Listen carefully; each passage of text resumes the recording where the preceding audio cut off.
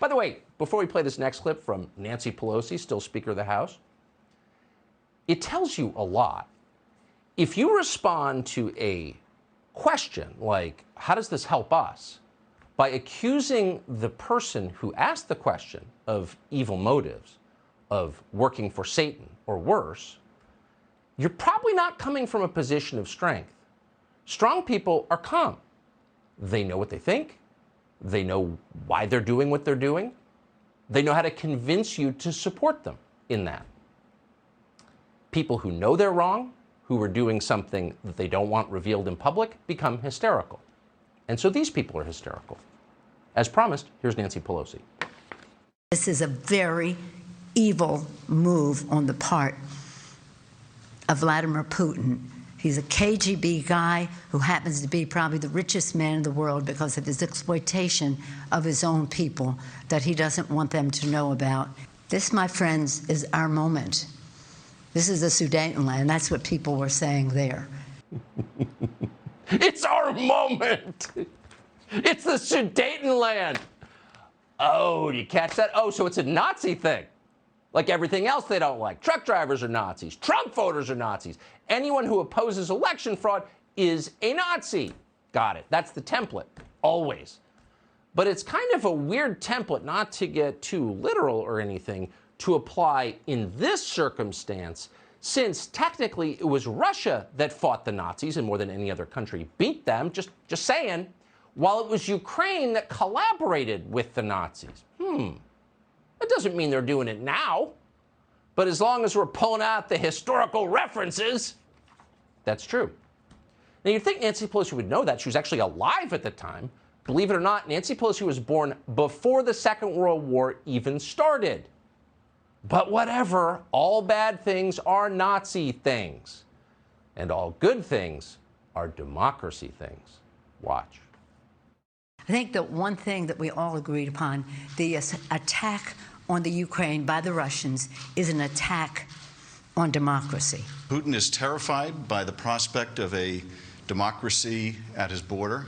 And that's why defending democracy, both at home and abroad, must be an urgent national security priority. What is our democracy worth if we're not able and willing to stand against an invasion of another democracy?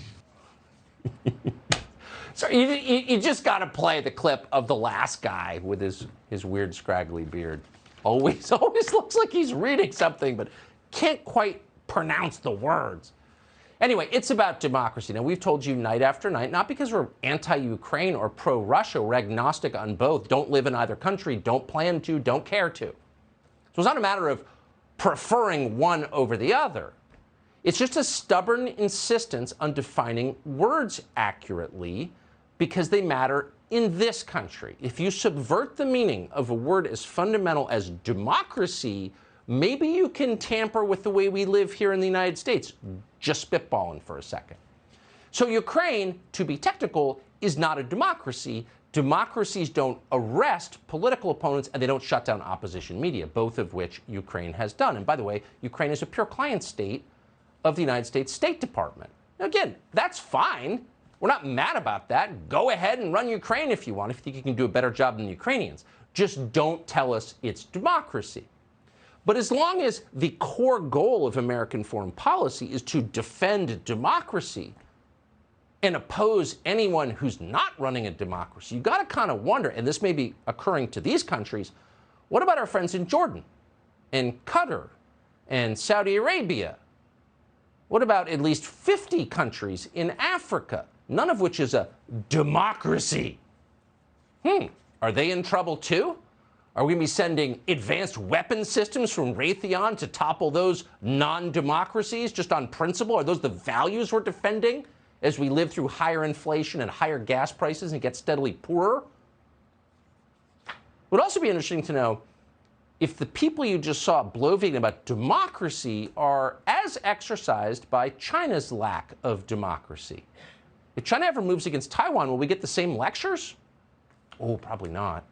The Democratic Party's donors have grown rich from the Chinese non-democracy, in other words, the dictatorship. Nancy Pelosi's family has grown rich from that dictatorship. So don't expect to hear Nancy Pelosi compare Chairman Xi to Hitler anytime soon. Look, debates about what is or what is not a democracy are interesting, and they may have some academic importance. But in the face of the material reality of life in the United States, for example, how much do things cost? Can I afford them? Does the plane land on time? Does it land safely? Can I take the subway, or am I going to get stabbed by a mental patient, somebody let out onto the street? Those are the realities that actually matter, not just in this country, but in every country. And the very people pushing this defense of democracy are the very people who've made those material realities much worse in this country. And until they answer for that, maybe they shouldn't move on to another country to try to improve things there. Hey, Sean Hannity here. Hey, click here to subscribe.